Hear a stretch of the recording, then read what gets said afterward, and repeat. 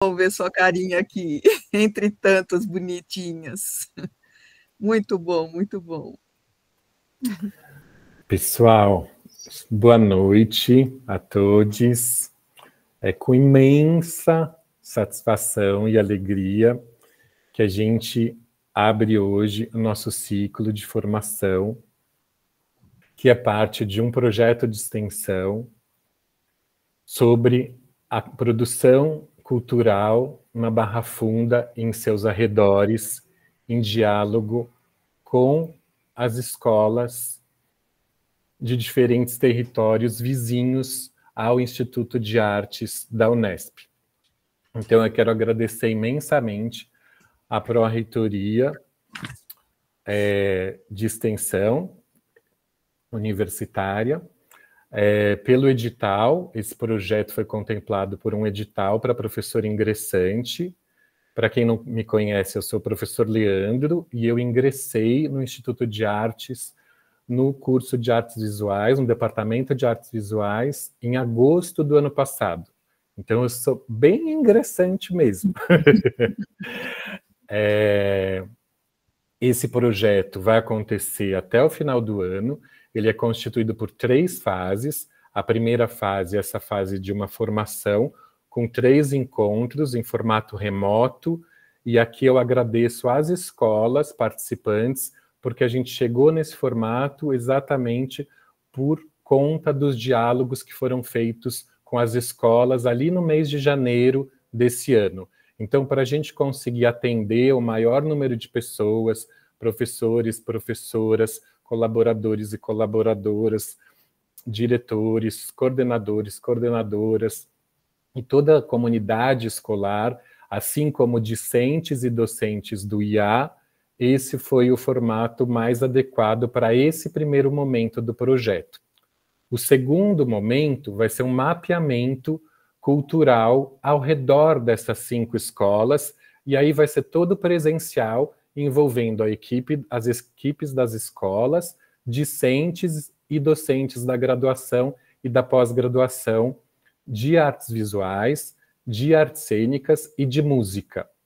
E a terceira fase, que vai acontecer no segundo semestre, serão oficinas com essas 3 linguagens artísticas e mostras culturais nessas escolas parceiras. Esse é o primeiro ano de um projeto que a gente tem o objetivo de continuar por muitos anos e com muitas escolas. Então, o que a gente está chamando de vizinhança hoje é um grande avizinhar que a gente inicia com esse projeto. Lembrando que esse avizinhar tem uma história, né? O IA tem uma história na Barra Funda, então esse projeto não está trazendo nada de novo.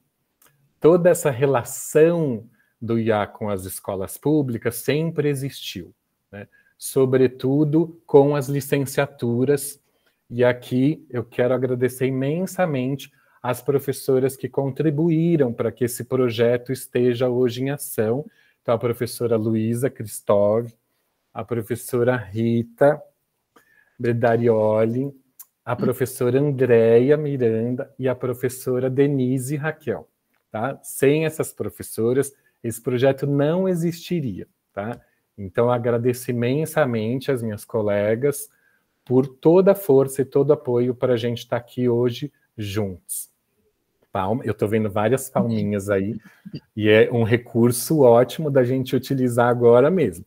Essas mulheres são fundamentais e muitas palmas para elas. Tá? Quero agradecer também aos discentes e aos docentes desses 3 cursos, porque também fazem parte dessa história aqui. Tá? Discentes da graduação e discentes da pós-graduação. Tá? Também dos diferentes cursos. E a Vitória, que faz parte da nossa equipe também de organização, que é a estudante bolsista que recebe a bolsa dentro desse projeto. Eu acho que a Vi não está com a câmera aberta, mas qualquer coisa dá um tchauzinho, Vi, que ela está lá no IA nesse momento. Tá? E desejo que seja uma jornada com muita alegria. Ela foi planejada com muito afeto.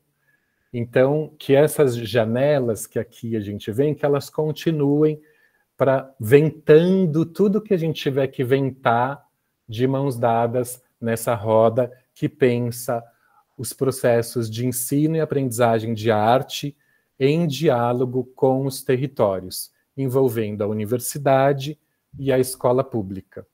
Tá bom?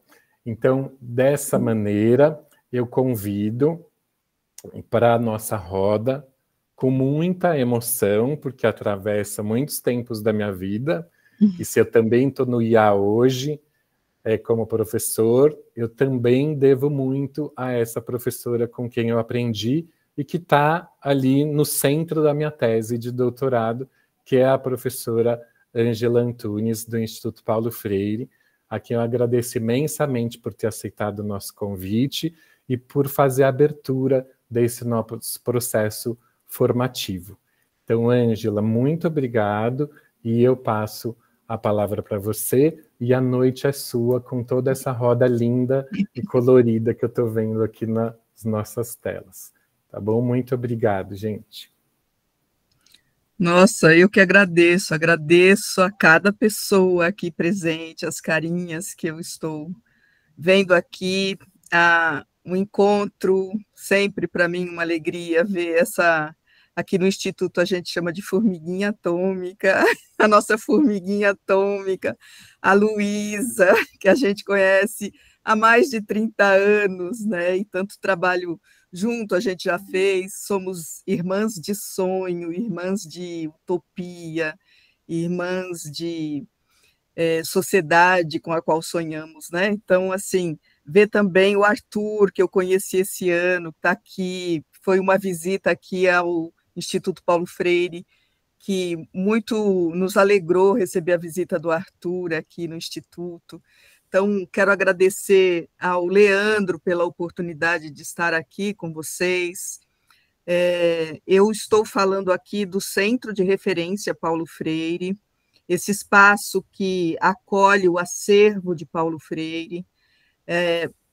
Vocês estão desde já convidados para conhecer, quem não conhece.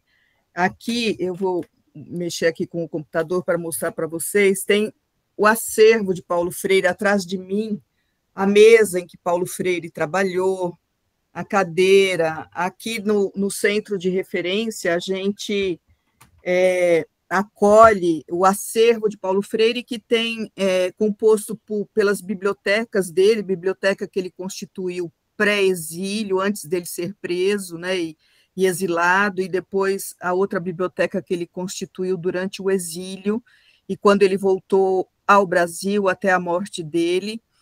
E, além de livros, nós temos um material audiovisual, fotos, vídeos, registros de atividades de Paulo Freire, materiais dele sobre ele, temos objetos tridimensionais, né, como a mesa, a cadeira, e diplomas, prêmios que ele recebeu, e este acervo que está aqui, neste centro de referência, é um acervo reconhecido pelo Conselho Nacional de Arquivos do Brasil, CONARC, como um acervo de relevância histórica, cultural, e também existe um programa da Unesco chamado Programa Memória do Mundo, que reconhece acervos de relevância cultural, pedagógica, histórica, e o acervo de Paulo Freire, ele tem o diploma pelo Programa Memória do Mundo em nível nacional, recebeu um segundo reconhecimento em nível da América Latina e Caribe, como um acervo de relevância para a América Latina e Caribe, e em 2017 esse acervo recebeu o título de Patrimônio Documental da Humanidade. Nós temos o diploma de reconhecimento de Patrimônio Documental da Humanidade. 9 brasileiros têm esse reconhecimento e Paulo Freire está dentre eles. Então, eu escolhi falar deste lugar com vocês, porque estar com vocês neste momento é uma forma também, e por isso eu agradeço pela oportunidade, de manter vivo esse legado, né, de homenagear Paulo Freire, né, este patrono da educação brasileira que tantas contribuições trouxe para nós e continua suas contribuições, seu legado continua vivo. Estar aqui com vocês neste momento é, para mim, uma maneira de manter vivo esse legado e homenageá-lo, e por isso eu me sinto emocionada e feliz por estar aqui com vocês. Eu organizei a minha fala com o título aí que foi indicado, né, Entre Espaços e Saberes, o título do projeto, e Escola Pública, Território e Cultura Local, né? Deste lugar, nesta sala, 15 dias antes de Paulo Freire falecer, ele estava neste lugar aqui, que foi frequentado por ele, né? Ele recebia estrangeiros, ele dava entrevistas, ele participava de reuniões aqui no Instituto Paulo Freire, que eu não falei ainda sobre isso, o Instituto é uma organização não governamental, de cuja criação Paulo Freire participou, né? O Instituto foi criado, a ideia de criação nasceu em 1991 e foi legalmente constituído em 1992, e Paulo Freire participou da criação dessa instituição e esteve aqui conosco até 1997, o ano em que ele faleceu. E o Instituto, ele organiza o seu trabalho em 4 grandes áreas: educação popular, educação de jovens e adultos, educação em direitos humanos e educação cidadã. E 15 dias antes de falecer, Paulo Freire gravou um programa aqui para a Fundação Roquete Pinto, do Rio de Janeiro, sobre escola cidadã. E ele definiu aqui, neste lugar, a escola cidadã como uma escola que é pública quanto à destinação, estatal quanto ao financiamento e democrática quanto à gestão. Essa escola pública, popular, democrática, pela qual ele lutou, né? Então, a minha fala, eu estruturei assim, de trazer alguns trechos de Paulo Freire, de livros de Paulo Freire, em especial Pedagogia do Oprimido, Pedagogia da Autonomia, Medo e Ousadia, e falar um pouco dessa relação da escola pública, território e cultura local. Então, eu desejo que nesse encontro a gente possa ensinar e aprender juntos. Então, a minha sugestão é de eu fazer essa apresentação. A qualquer momento vocês podem me interromper. E eu fui preparando, selecionando imagens e tal, e de repente eu vi que tinha muita coisa, mas eu deixei assim mesmo. Se houver tempo, eu apresento tudo, senão a gente interrompe. O importante é também que as pessoas, em se sentindo, querendo fazer perguntas, me interrompam e a gente vai dialogando desde o processo de apresentação, tá bom?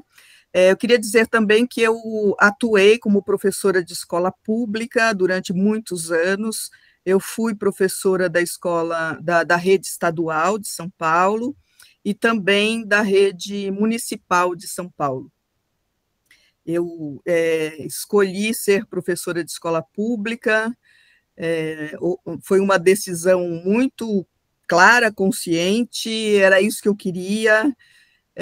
Eu queria ser professora de escola pública, da periferia e do ensino noturno. Eu queria dar aulas à noite. E durante os anos em que eu fui professora, a maior parte deles eu dei aula no noturno para alunos que trabalhavam durante o dia e estudavam à noite. E era com este público que eu queria trabalhar. Eu dei aula também durante o dia, mas a maior parte do tempo com alunos trabalhadores. Então, eu vou pedir, desde já agradeço ao Leandro para ir passando os slides aí eu vou falando, tá bom? Aí eu deixei meu e-mail desde já, aí, se vocês depois quiserem trocar alguma ideia, tá aí meu e-mail, angela.bizantunes@paulofreire.org, tá? Próximo, Leandro, por favor.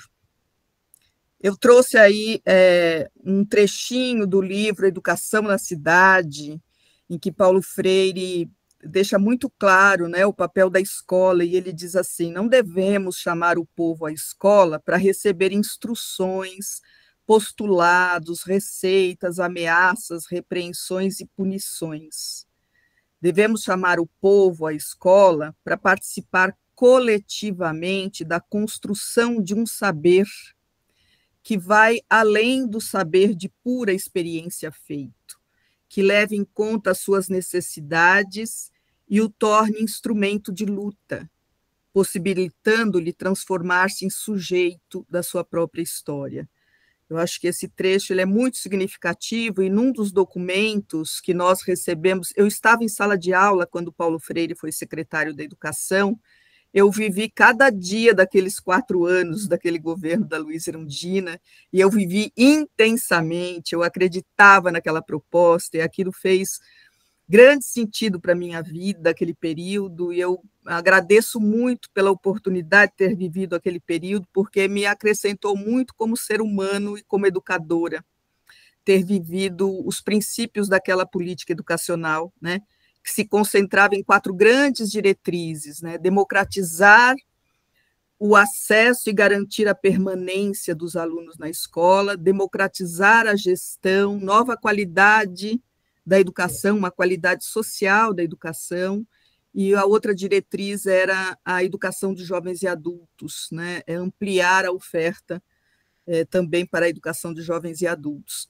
Então, esse trecho ele está num dos documentos iniciais que a gente recebeu, porque Paulo Freire inaugurou um diálogo por meio de documentos com a rede, né, entregando documentos, e num dos documentos iniciais acho que foi 1989, ele escreveu esse texto que depois foi para o livro Educação na Cidade. Então, a escola tem que ser esse local de reflexão, de estudo e construção coletiva do conhecimento transformador. O professor Ladislau Dalvor, ele, no livrinho Tecnologia e Conhecimento, ele fala que a escola tem que ser a gestora social de um conhecimento emancipador, de um conhecimento que seja transformador, que contribua para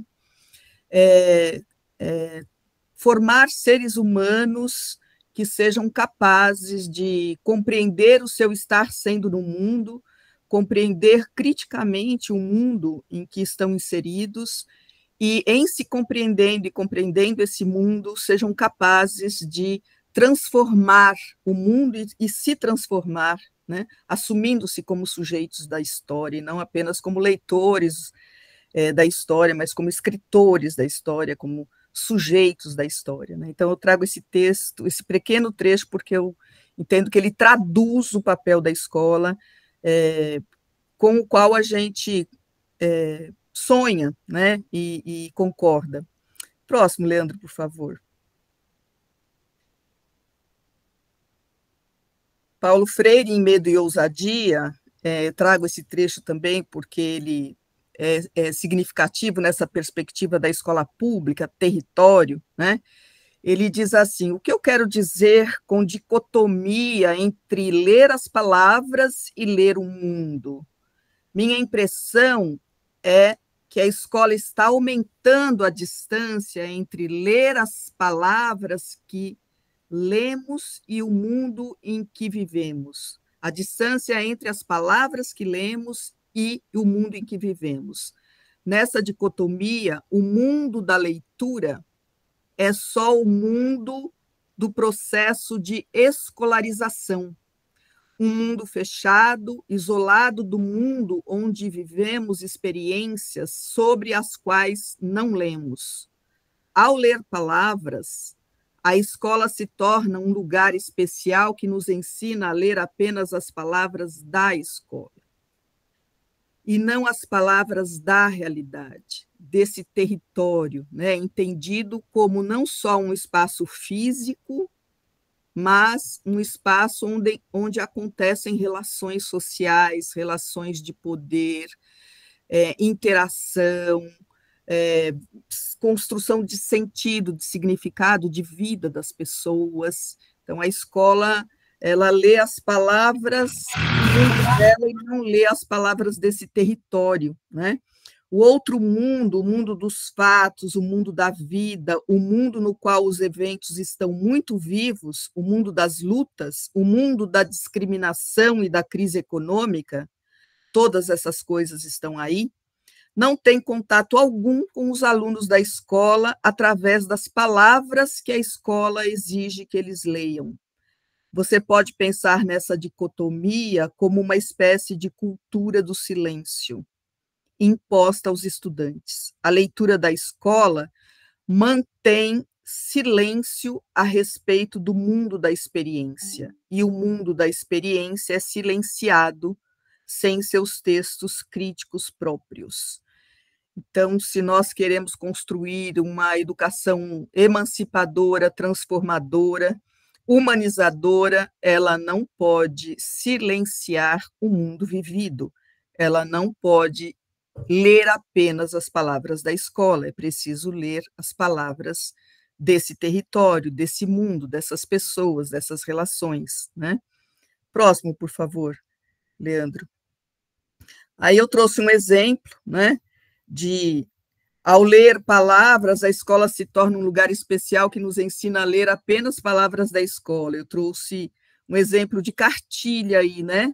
Eva vê a uva, vovô vê o ovo, vovô viu a ave voa, o Ivo viu a uva. O dado é de Didi, Didi deu o dado a Dadá, né? Então, por aí a gente, né, vê as palavras lidas pela escola, né? E não são essas palavras que Paulo Freire diz que a gente precisa ler na escola. Próximo, por favor, Leandro. Trouxe também essa charge da Mafalda, minha mãe amassa. Amassa só? Sim, amassa só e salga a massa. A massa se amassa na mesa. A massa é sã. Sim, essa massa é sã.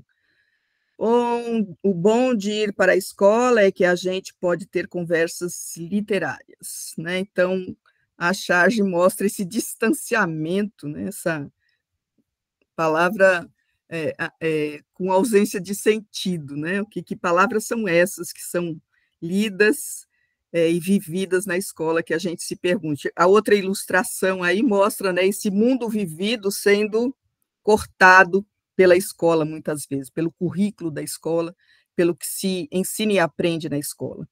Próximo, por favor. E aí eu trouxe um exemplo também em contrapartida à cartilha, o dado de Dedé, né, de Didi, um exemplo de material que tem aqui no acervo do Instituto Paulo Freire, no acervo de Paulo Freire, de um material de formação utilizado na República de São Tomé e Príncipe, onde Paulo Freire atuou como assessor, né? E aí a gente vê as palavras trabalho, saúde, povo, palavras conectadas ao mundo vivido, né? Dizer e escrever seu mundo, seu pensamento, sua memória, sua história. Colocar o educando em condições de poder reexistenciar criticamente as palavras do seu mundo. Isso foi dito e escrito por Hernani Maria Fiore no prefácio de Pedagogia do Oprimido. Próximo, por favor. Em Pedagogia do Oprimido, Paulo Freire diz assim: a nossa preocupação neste trabalho é apenas apresentar alguns aspectos do que nos parece constituir o que vimos chamando de pedagogia do oprimido, aquela que tem que ser forjada com ele, com o oprimido, e não para ele. Enquanto homens, mulheres, seres humanos ou povos, na luta incessante de recuperação da sua humanidade, pedagogia que faça da opressão e das suas causas objeto de reflexão dos oprimidos, de que resultará o seu engajamento necessário na luta por sua libertação, em que esta pedagogia se fará e refará. Né? Então, esse trecho também trago para vocês, conosco aqui, a gente refletir sobre isso.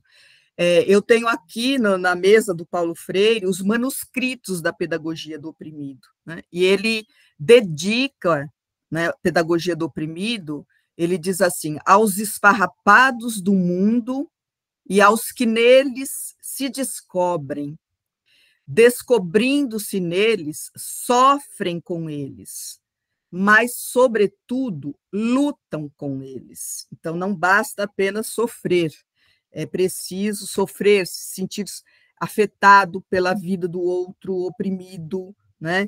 É preciso se comprometer, é preciso estar na luta com eles, né? E nós, como educadores e educadoras, como estamos nessa luta, né, por um processo de humanização, de justiça social, de igualdade de direitos. Paulo Freire diz que a educação não pode tudo, ela não transforma a sociedade, mas sem ela também a sociedade não se transforma, né? Ela tem um papel fundamental porque ela educa, ela forma seres humanos que podem, dependendo da formação que recebem, se assumirem como sujeitos dessa história, né? Então, educar para emancipar, em pedagogia da autonomia, Paulo Freire diz, né? Para ser autônomo, para compreender seu estar sendo no mundo, para se elaborar como ser humano, para compreender criticamente o contexto em que está inserido, para se transformar, para transformar a realidade, para construir realidades mais justas e sustentáveis. Eu trouxe aí essa imagem, né, da mão sobre a marionete, porque tem a ver com a pedagogia da autonomia, de a gente aprender a dizer a própria palavra, pensar com capacidade reflexiva, crítica, criativa, propositiva, com autonomia, né? Não pensar com a cabeça do outro, ser capaz no processo educativo de construir a sua capacidade de refletir com autonomia, de maneira crítica, né? E a palavra emancipar, né, eu trouxe aí a origem da palavra, ela vem de emancipatione, no latim, era formado pelo prefixo e, com sentido de extinção, negação, pelo substantivo manus, mão, e pelo verbo sep, que tem a ver com capturar. Emancipado é aquele que não está mais preso pela mão do outro. Então, educar para emancipar, educar para que tire de cima de mim as mãos que me impedem de viver plenamente a minha humanidade, né? Educar para que discriminação, opressão, injustiça social, né, aquilo que não me permite viver plenamente a humanidade, que seja, né, que a educação contribua para tirar de cima de nós as mãos que nos oprimem, né? Então, em que medida nós, como educadores, pelo que fazemos, pelas relações humanas que estabelecemos no espaço da unidade educacional, pelo currículo, pela gestão, né? A gente não educa só quando a gente está em sala de aula, falando ou escrevendo, a gente educa pelas relações humanas, a gente educa pela gestão da escola, a gente educa pelo exemplo. Então, como que tudo isso, né, que se materializa no projeto político-pedagógico da unidade educacional, vem contribuindo para formar seres humanos ou criar realidades que tirem de cima de nós mãos que nos oprimem e que nos impedem de viver plenamente a nossa humanidade. O próximo, por favor.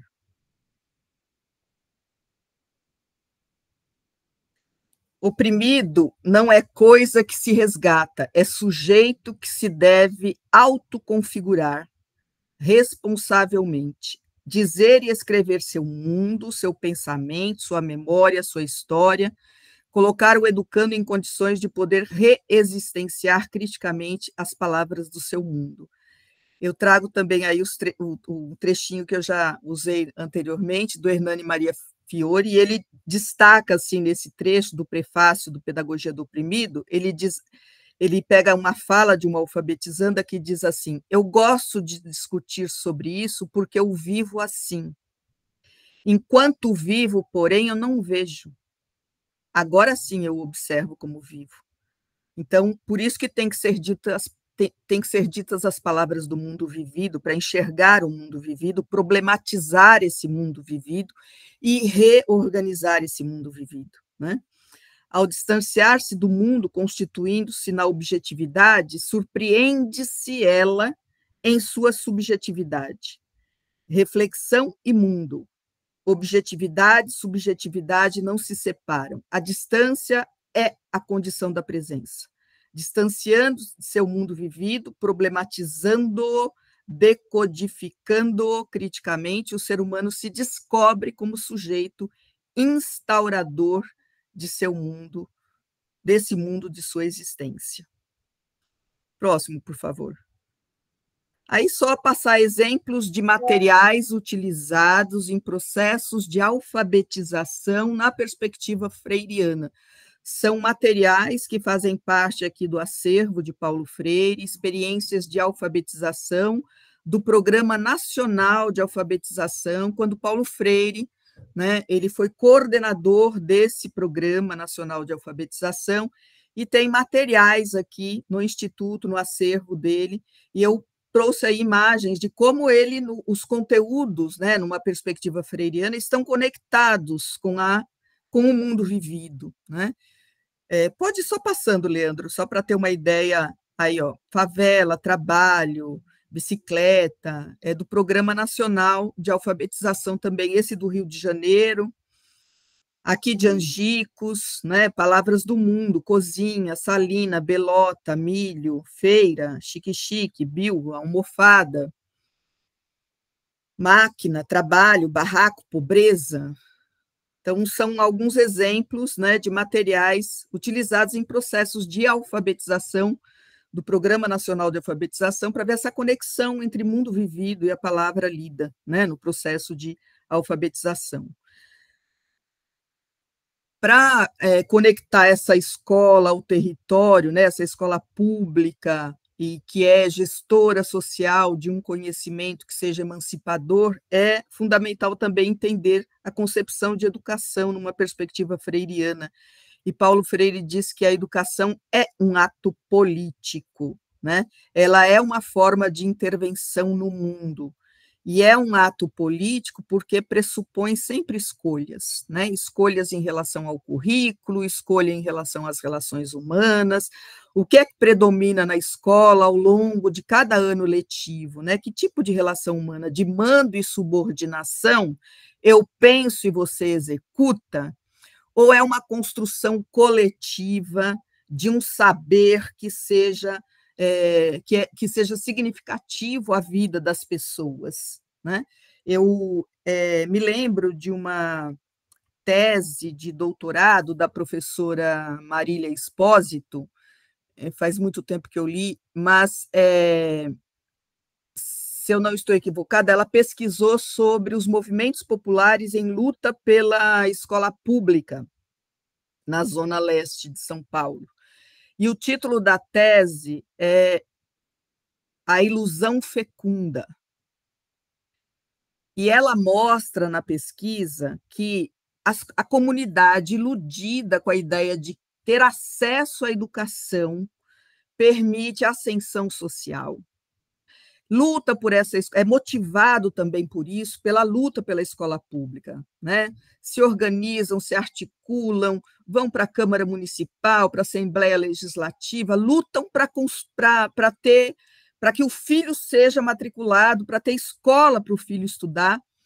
E então essa ilusão move as pessoas, e quando a escola é conquistada, foi construído um prédio ali próximo da moradia e as crianças são matriculadas lá, essa mesma comunidade que lutou pela escola pública percebe que essa escola expulsa essa população, seja de maneira física, convidando a se retirar, seja de maneira simbólica, porque o currículo não lhes diz respeito, porque o que se ensina e se aprende ali não faz sentido para aquela comunidade.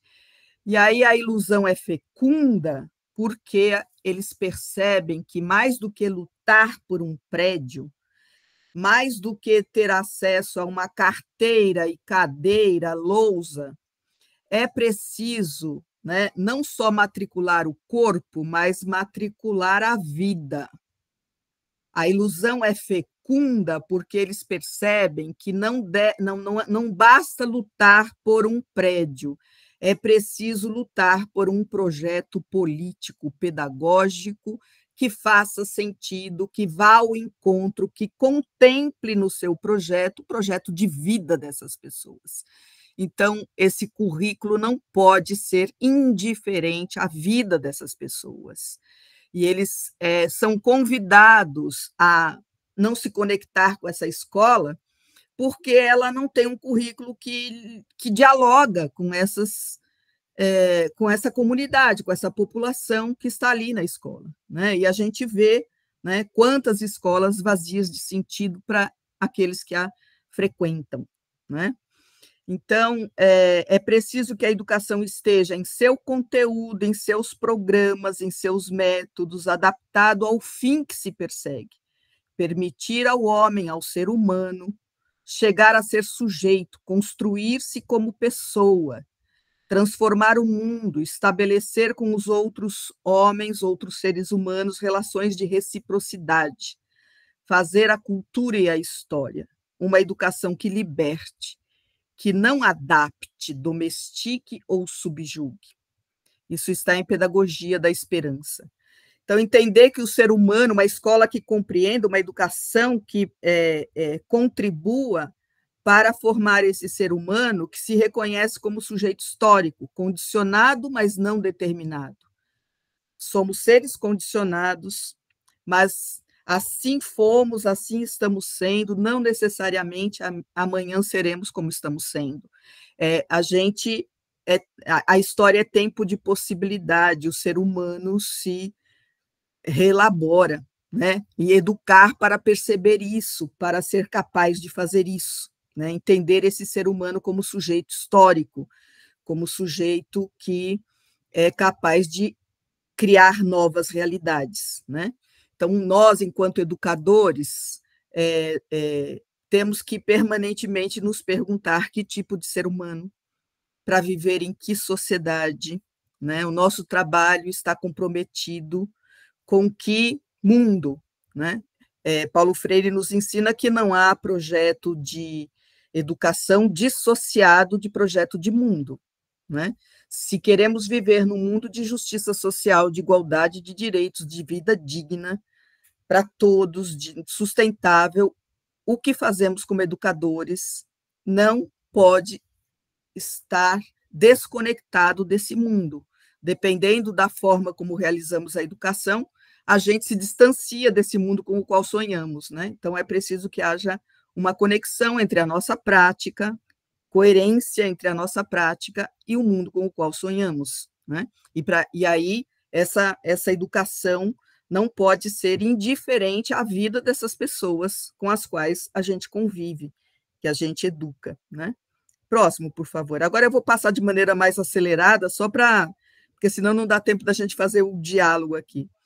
Entender o educador como sujeito do processo educativo, né? Não só o educador não é aquele que transmite conteúdos, é aquele que constrói conhecimento. O educando é aquele que também constrói conhecimento. Paulo Freire nos ensina que onde se ensina, aprende-se ao ensinar. E onde se aprende, se ensina ao aprender, né? Quando o Leandro esteve aqui, nesse lugar, e a gente conversando, no momento que eu conheci o Leandro, eu acho que compartilhei com ele um momento que eu vivi nesses 4 anos da gestão da Luísa Erundina, e que foi tão significativo para mim, para entender esse sentido de onde se ensina, se aprende ao ensinar, né? Nós vivenciamos naquela gestão o projeto da interdisciplinaridade via tema gerador. Nós fomos convidados, enquanto educadores, a deixar de adotar o livro didático, porque o nosso papel se concentrava basicamente em ser transmissores de conteúdo do que estava determinado ali no livro didático, e muitas vezes um livro didático que não trazia conexão com a realidade do educando. O nosso grau de liberdade como educadores era escolher o livro didático, né? A coleção. E Paulo Freire nos convida a construir um currículo conectado à vida do educando. E aí, nós, na nossa escola, participou do projeto da interdisciplinaridade via tema gerador, e nós fomos convidados a fazer o processo de leitura do mundo, de conhecer esse território em que a escola está inserida, essas relações humanas, como esse território é constituído, né, nessas relações de humanidade, de opressão, de poder, de vida digna, né? E nós saímos a campo para conhecer. Para mim, foi a primeira, embora eu já trabalhasse na escola, a primeira oportunidade que eu tive verdadeiramente de sair e entrar na casa das famílias e conversar, né? E depois desse processo de leitura do mundo, então, de maneira interdisciplinar, professores de geografia, história, matemática, ciências, arte, educação física, todos juntos, elaborando o currículo, né? O que a gente ia trabalhar, o projeto político-pedagógico. E eu, como professora de português na época, depois desse processo de leitura do mundo, eu selecionei alguns conteúdos, alguns textos que eu concluí que eram mais significativos à vida dos alunos ali. E uma das situações que eu vivi foi que eu levei a música Meu Guri, do Chico Buarque, para a sala de aula, para debater com eles.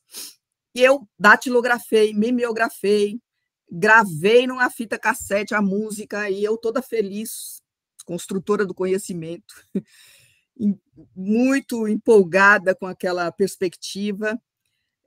Levei para a sala de aula, toquei a música, e a reação dos alunos foi muito aquém do meu esforço e da minha expectativa de que eles gostassem.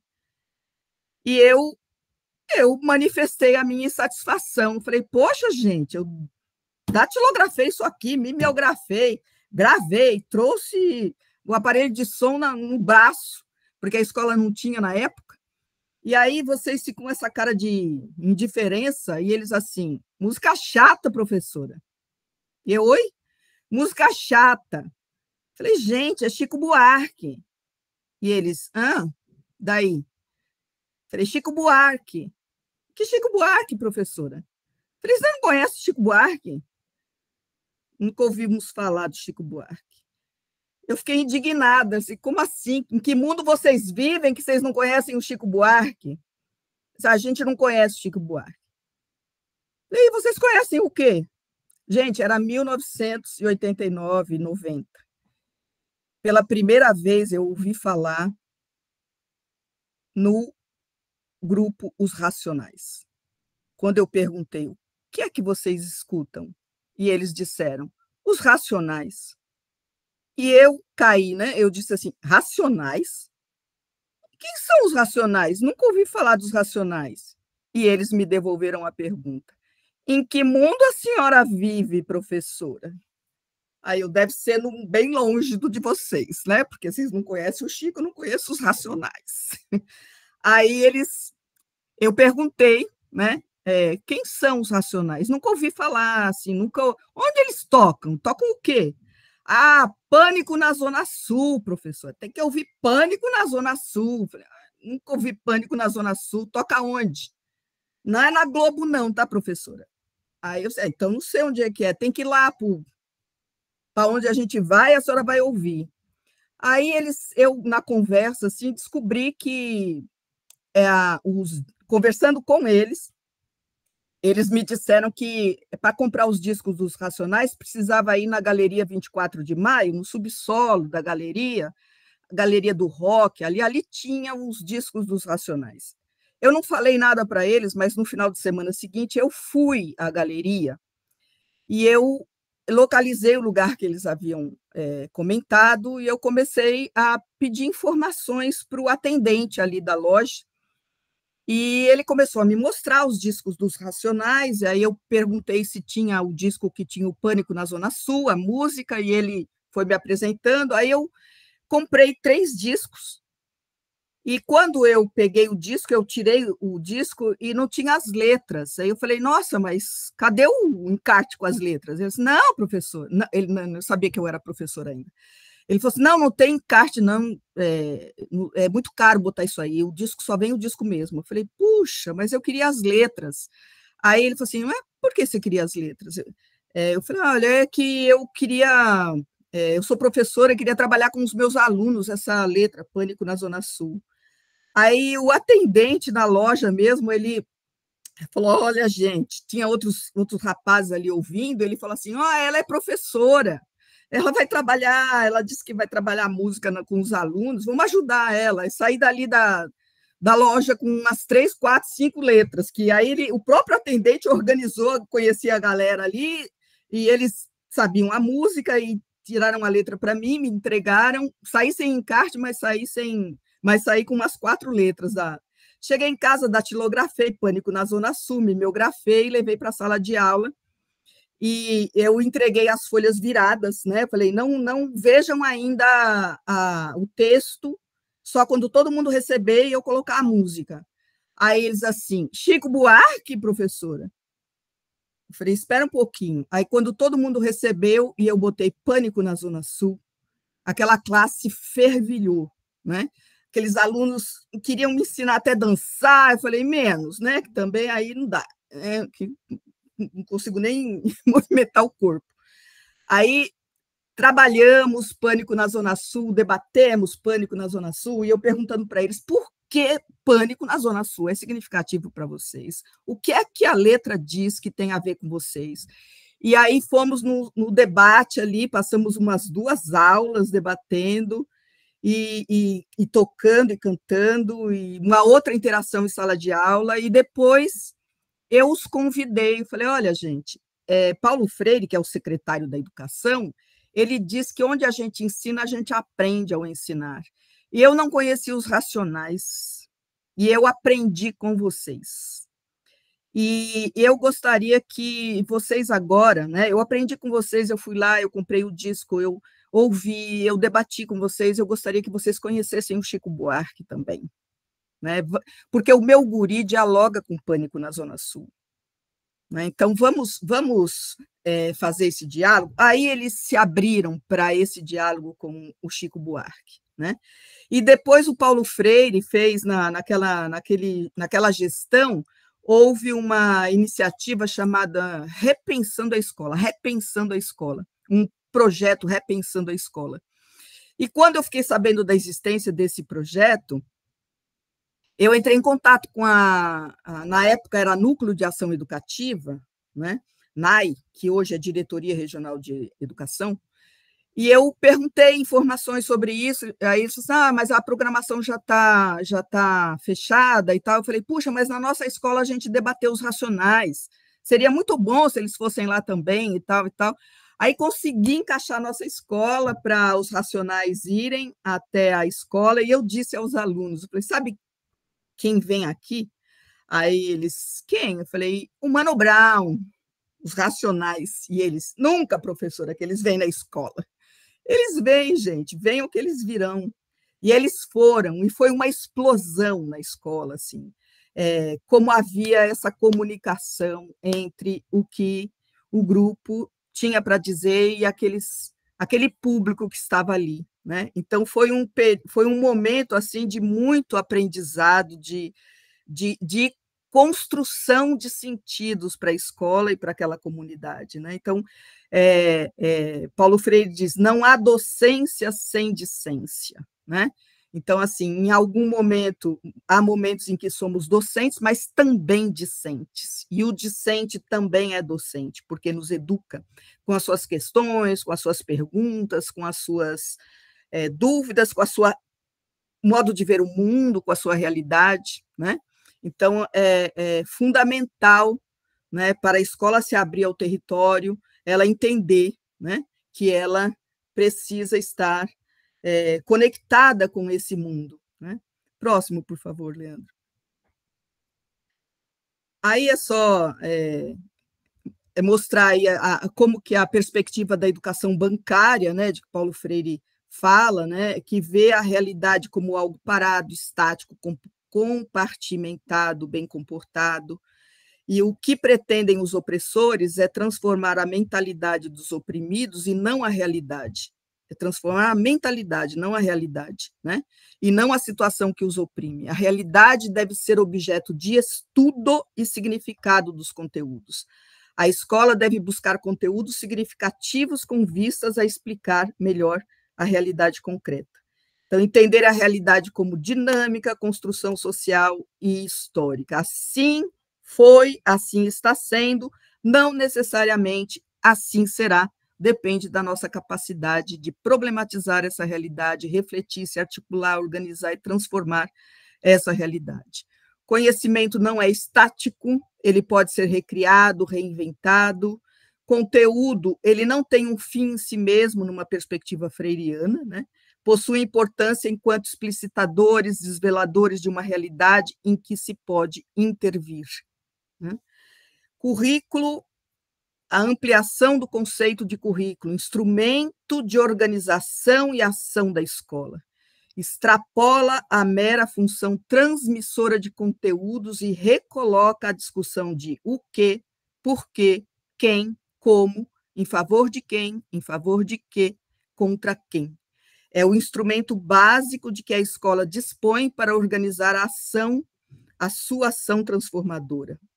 Currículo como esse instrumento de organização da ação transformadora. Entender o currículo de forma mais ampla, extrapolando a grade curricular, englobando todas as ações e relações de fora para dentro e de dentro para fora, propostas existentes na, pela e para a escola.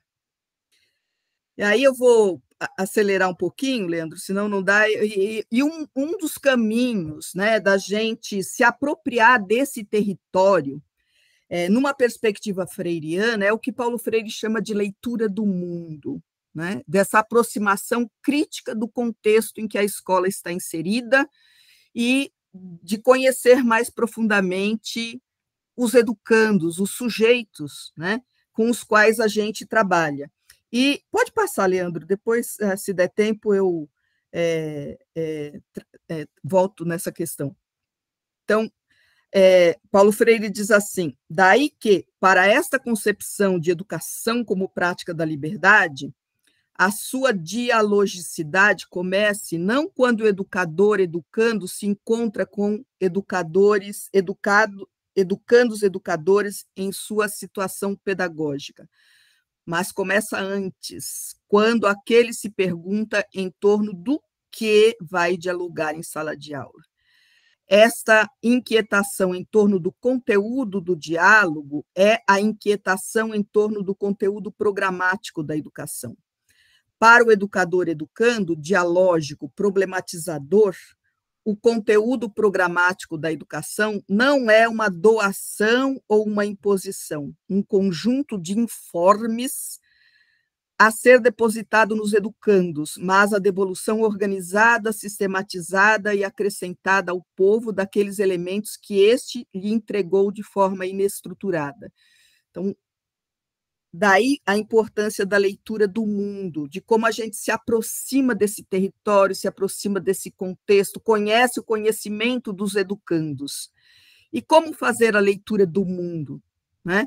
É a gente ser capaz de identificar situações significativas do contexto em que a escola está inserida. E situações significativas, elas significam aquelas situações que condicionam o ser humano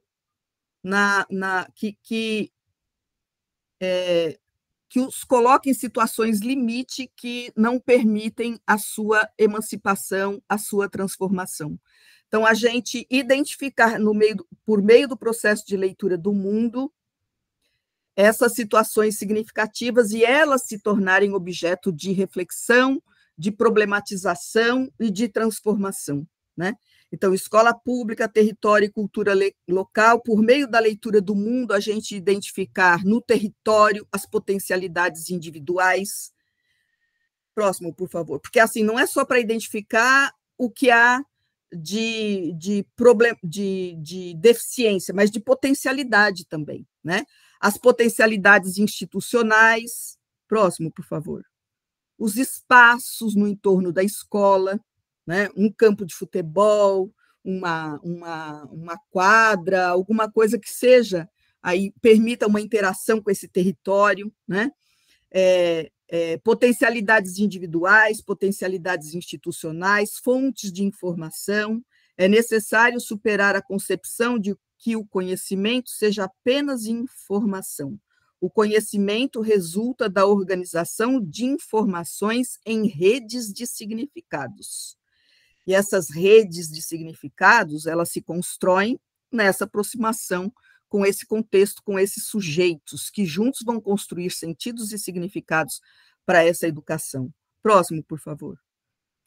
Políticas públicas, promover articulações e convivências mais orgânicas entre programas e serviços públicos estatais e não estatais, de iniciativa da comunidade e sociedade civil, incentivar iniciativas multissetoriais nos territórios da cidade, tornando a realidade local, seus sujeitos e identidades como pauta inicial das situações de aprendizagem.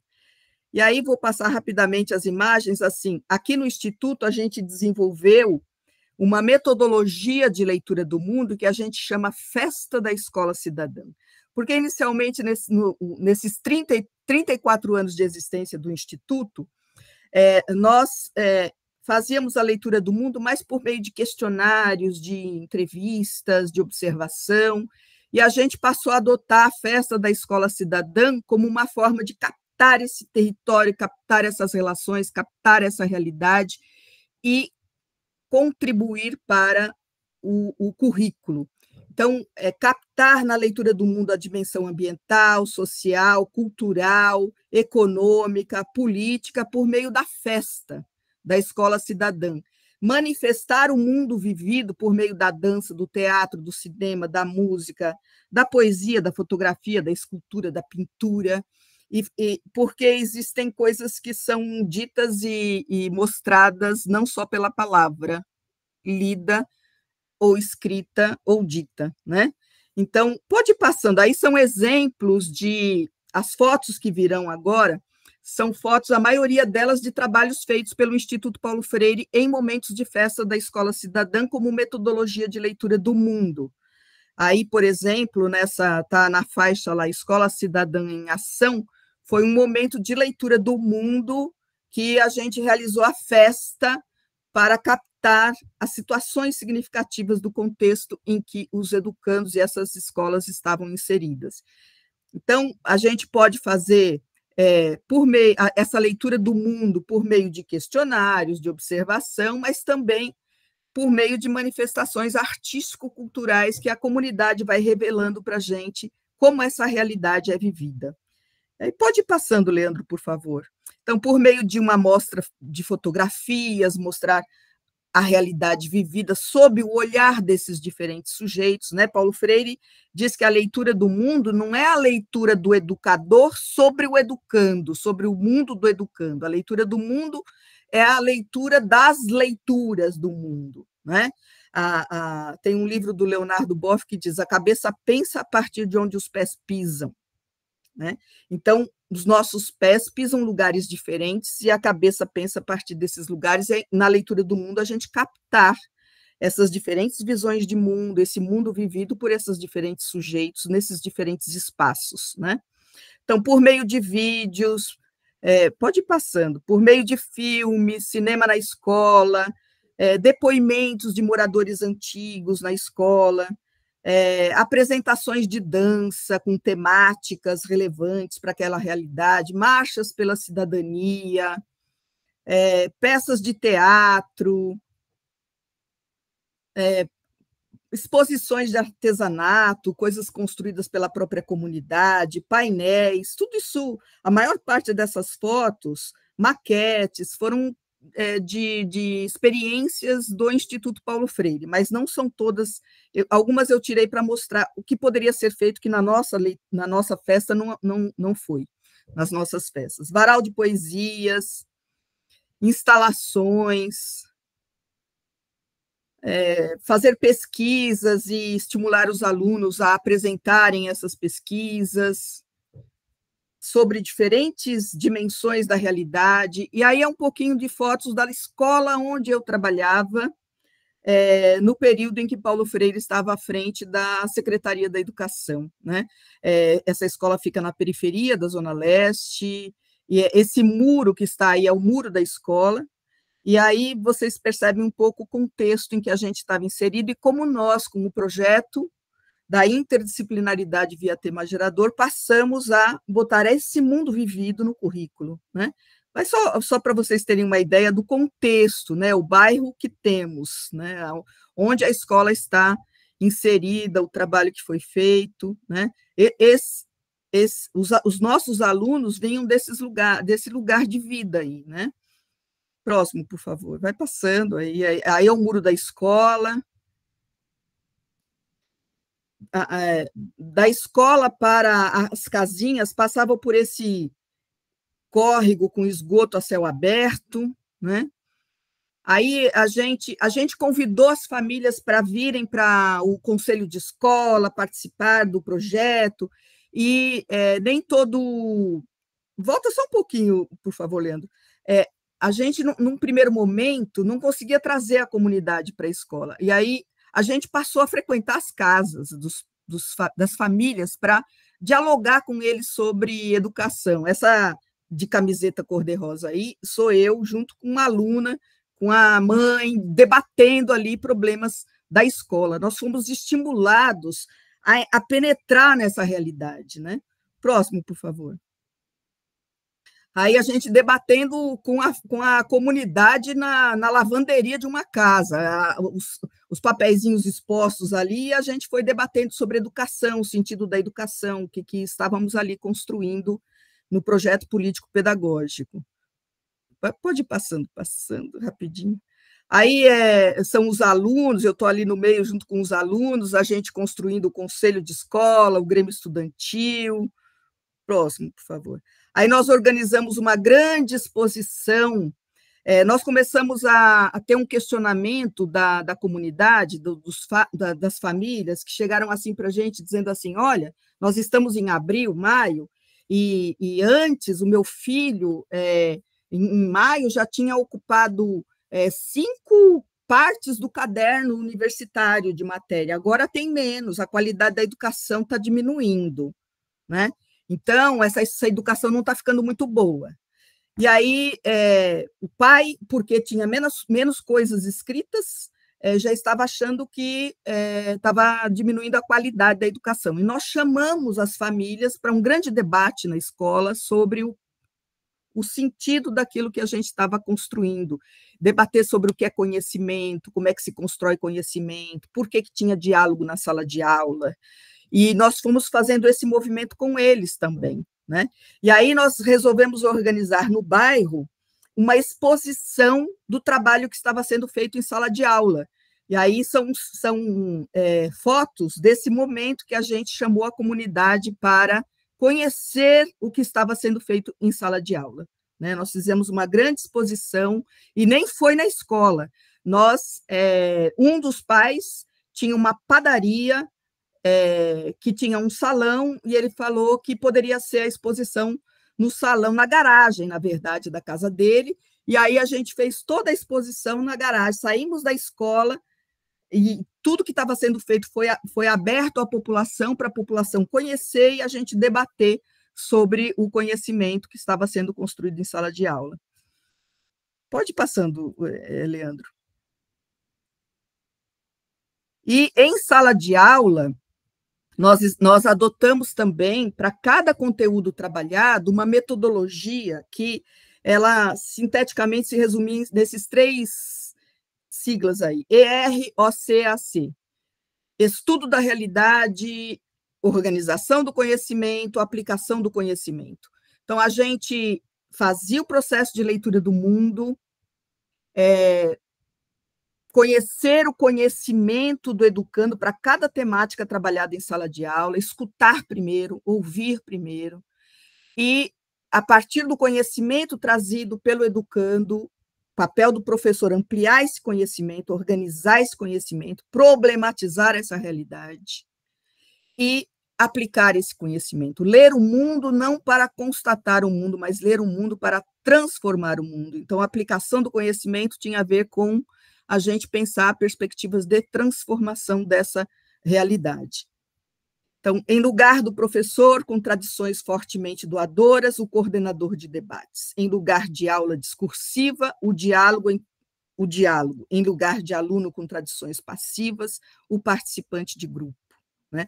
A gente ter essa outra perspectiva de pedagógica em sala de aula. As classes eram substituídas pelos círculos de cultura, os alunos pelos participantes dos grupos de discussões, os professores cediam lugar aos coordenadores de debates. De igual modo, a aula era substituída pelo diálogo entre educador e educandos e o programa por situações existenciais capazes de desafiar os agrupamentos e de levá-los a assumirem posições de reflexão e crítica diante das condições dessa mesma existência. Então, a gente procurou vivenciar esse princípio da pedagogia freiriana. E, por último, na última, não dá tempo da gente trabalhar, aí só queria fechar com essa citação do Paulo Freire.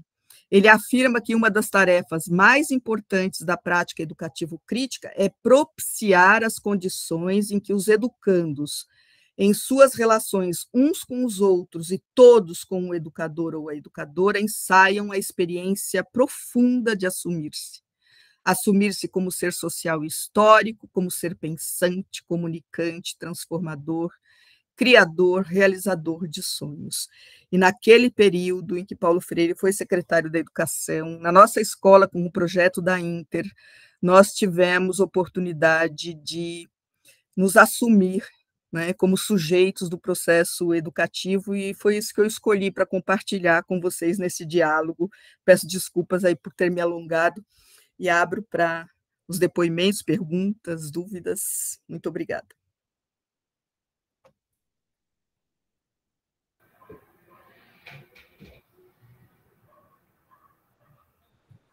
Muitíssimo obrigado, Ângela, muitíssimo obrigado. Difícil de falar algo agora. Que bom que tem perguntas e comentários, porque é muita emoção.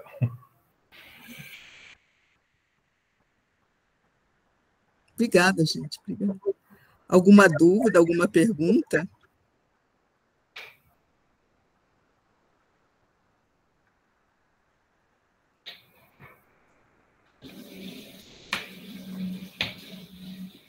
Fiquem à vontade, gente. Agora é só abrir o microfone e a gente continuar essa roda de conversa, trazer as questões, as dúvidas, os apontamentos, estabelecer os paralelos com a realidade, com o seu fazer, com a sua prática. Por favor, Du. Que alegria! Que alegria a gente poder contar com aliados na nossa luta política, na nossa luta aí, para a gente ficar animado, para a gente ficar bem animado. Ângela, eu acho que tua palavra hoje trouxe muita alma. E Paulo Freire? Então, Paulo Freire é aquele que a gente fala assim, olha, desculpa, mas trago de novo. Porque é isso, né? Porque é uma referência política e poética, porque nos emociona, porque traz a gente para um lugar do nosso corpo emocionado, Ângela. e acho que a tua fala, a tua voz e a tua escolha das imagens conseguiu fazer isso, né? Fazer isso. Eu estava aqui com a Thalita também, outra parceirona que a gente já teve em outros projetos. É assim, eu falei para ela, a nossa encruzilhada é a escola pública, é a escola pública, então a gente está aqui de novo, e a gente vai se encontrando, né? Enfim, ontem a gente estava com a Bade, com o Leandro, em outra. E é muito delicioso isso, é muito animador, faz a gente querer levantar com vontade. Olha só a imagem que está atrás ali da Ângela, meu Deus, esse homem que é o nosso patrono e que a gente teve que brigar para ele continuar sendo, né? A gente teve que brigar. Então, é por aí.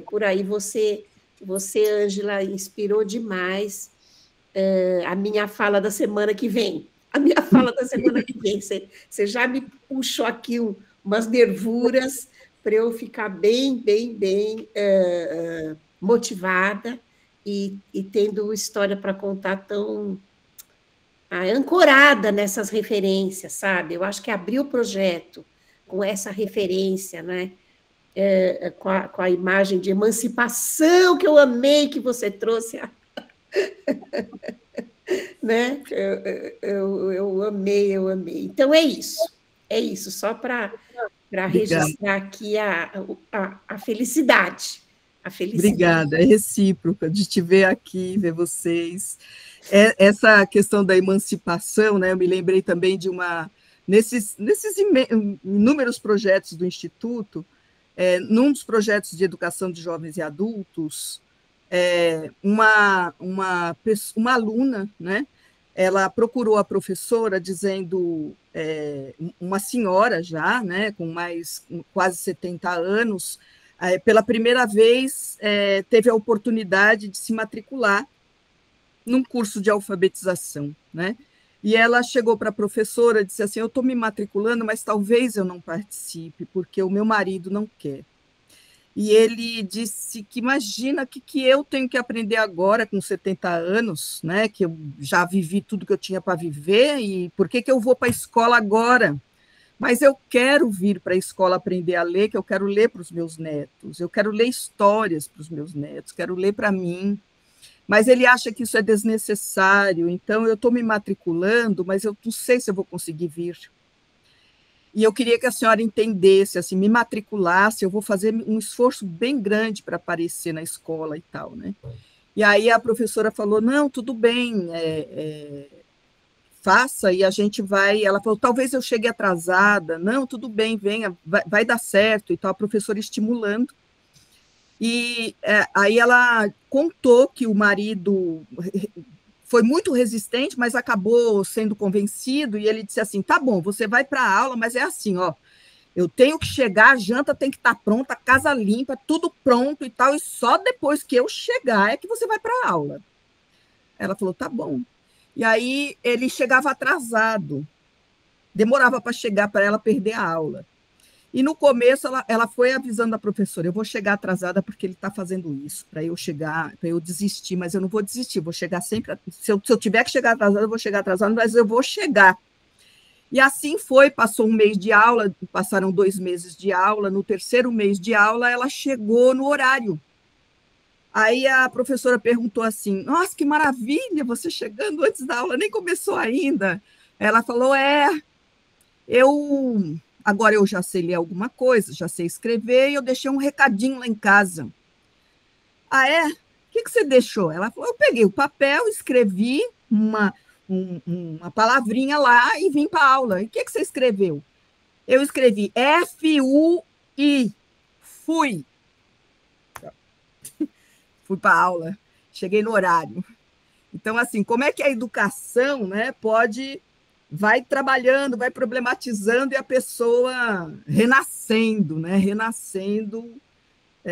sendo capaz de reagir diante daquilo que oprime a pessoa, né? E ela frequentou o curso todo, né?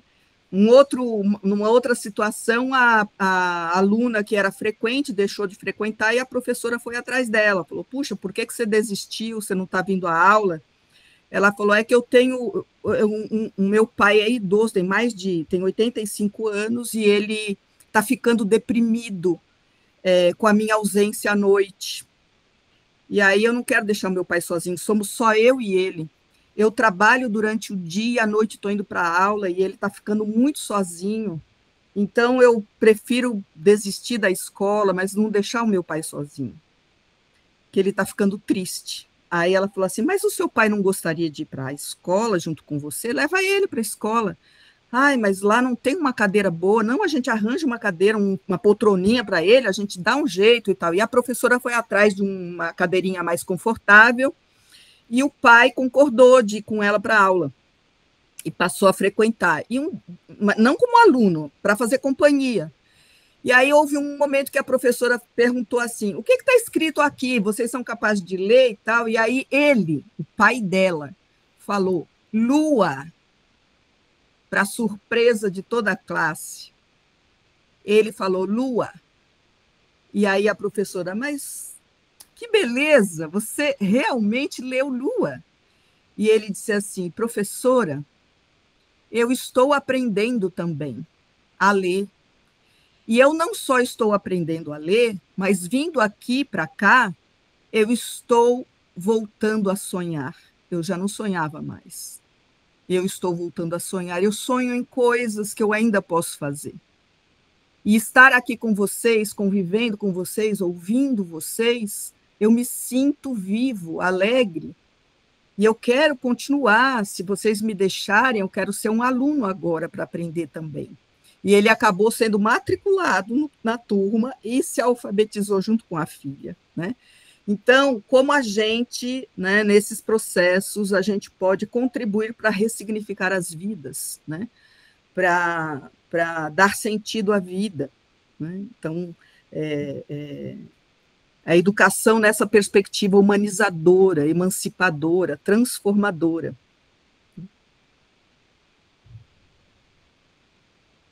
Algum comentário? Algum depoimento?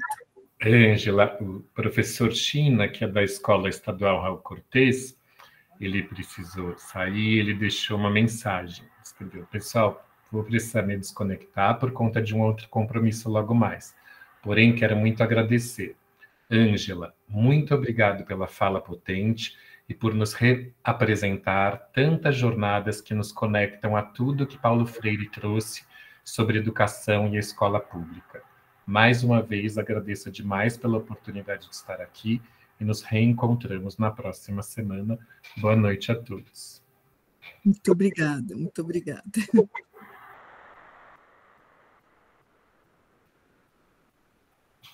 Tem uma situação que eu conto, se não tiver ninguém para fazer pergunta, dessa metodologia da gente trabalhar em sala de aula a partir desses 3 momentos, estudo da realidade, organização do conhecimento, aplicação do conhecimento, nós deixamos de ser aquele professor que entra com o conteúdo pronto em sala de aula, sabe? Que vai passar matéria na lousa, ou manda abrir o livro didático na página tal, explica a lição, faz questões sobre a lição, aí os alunos têm que responder, aí você corrige, aí você aplica uma prova, você dá nota e diz, vai indo muito bem, segue em frente ou não, reveja e faça de novo, né? Sair dessa perspectiva, dessa prática, do piloto automático que reproduz isso, mas a gente fazer a leitura do mundo e pesquisar e procurar preparar aulas que sejam significativas aos educandos. Nesse processo de leitura do mundo, depois nós elegemos uma expressão como tema gerador, né, questão geradora para organizar o currículo.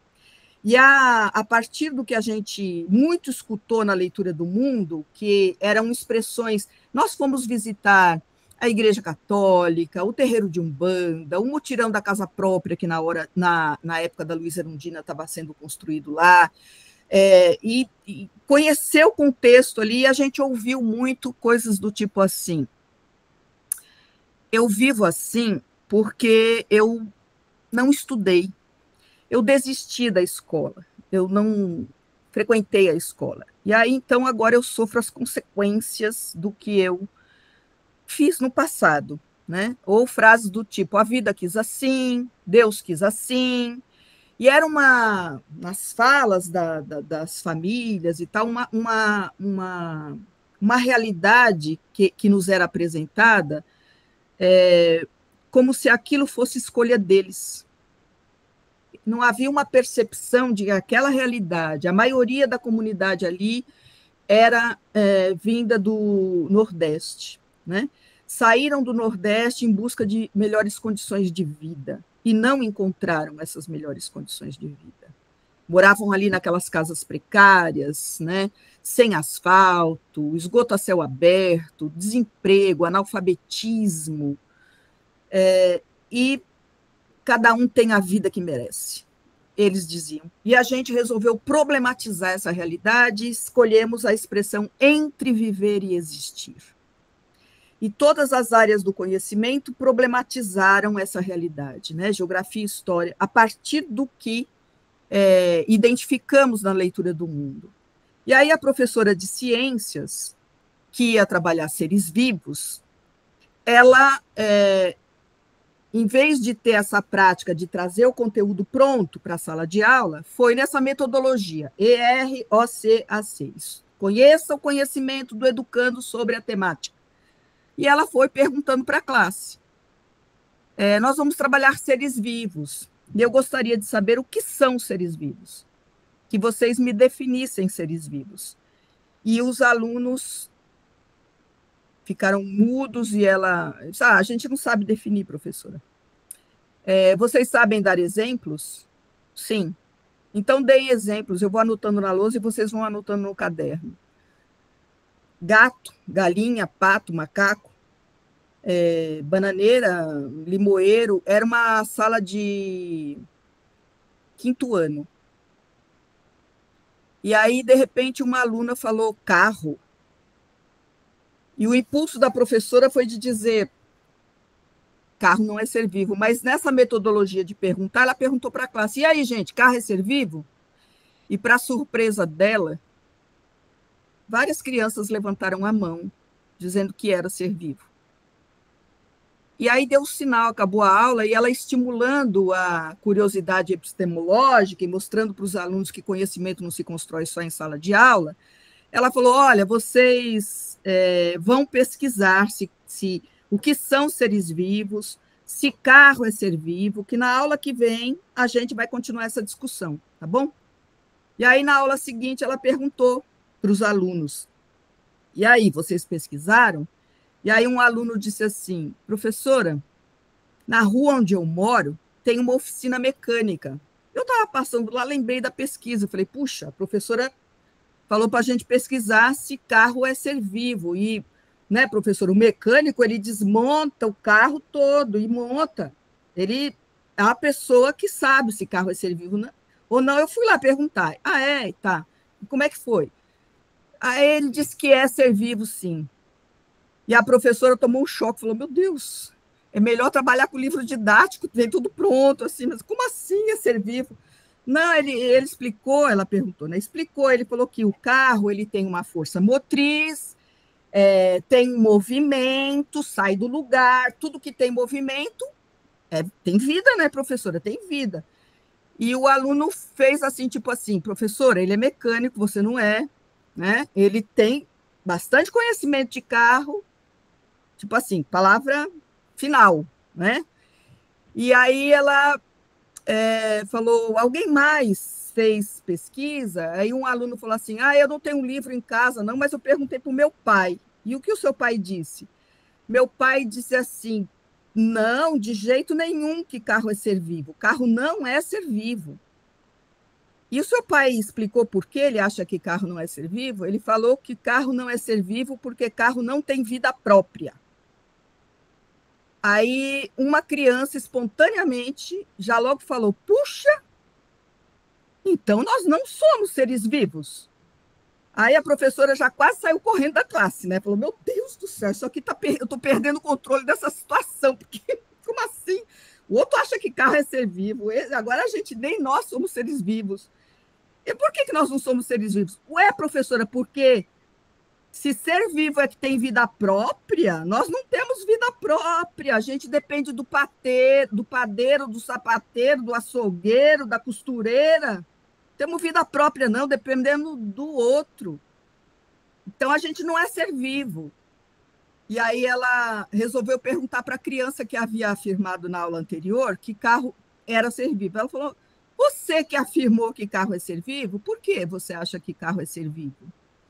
E aí a criança disse, é ser vivo porque eu escuto na propaganda assim, não deixe o seu carro morrer, use óleo Bardal. Só morre o que está vivo, né, professora? Então, por isso que eu acho que o carro é ser vivo, porque para ele não morrer, precisa usar óleo Bardal. E aí a professora foi, né, nessa interação com os alunos, identificando esse saber informal, né? E a partir desse saber informal, ela então recorre ao conhecimento historicamente acumulado pela humanidade para organizar esse conhecimento, ampliar esse conhecimento.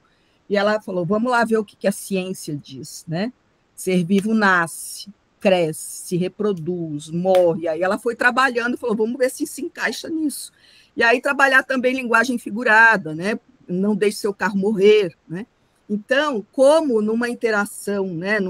Numa aula em que você reconhece o educando como sujeito do processo educativo, e você estimula, e você levanta hipóteses que se confirmam, que não se confirmam, e assim você vai construindo conhecimento, como você transforma essa relação em sala de aula, né? Então, eu teria aqui muitos exemplos, situações vividas que a gente ensinou e aprendeu, e guardou para a vida inteira, e aprendeu para reconhecer o que Paulo Freire diz, né, que a gente está sempre aprendendo, somos seres em construção, inacabados e incompletos. Né?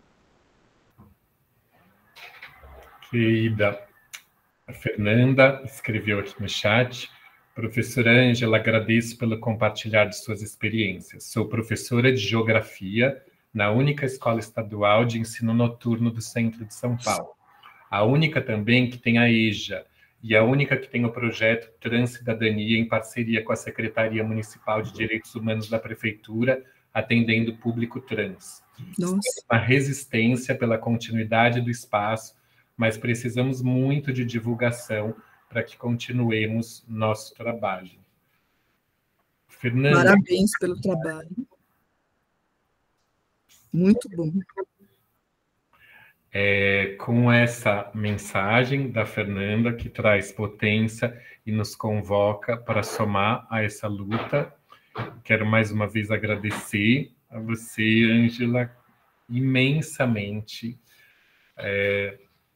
Foi uma abertura incrível, certamente vai ressoar não só nas próximas semanas, mas nos ampliou a vida, né? E a Vitória está fazendo um convite para, antes da gente sair, a gente tirar uma fotinho de registro desse primeiro encontro, e desse encontro com a Ângela. Então, se a gente puder, quem puder, abrir as câmeras para a gente trazer essa roda com os rostos que a formam, com os corações que estão pulsantes aqui, para a gente também alimentar os nossos registros e tornar esse momento parte de uma história que fortalece essa integração e essa comunhão, como diria Paulo Freire, entre universidade, escola pública e território. Então, aquele sorrisão para a gente comemorar. E, Vi, diz aí quando foi, tá? Beleza, eu vou avisar. Eu vou tirar a foto agora. Estão todo mundo sorrindo.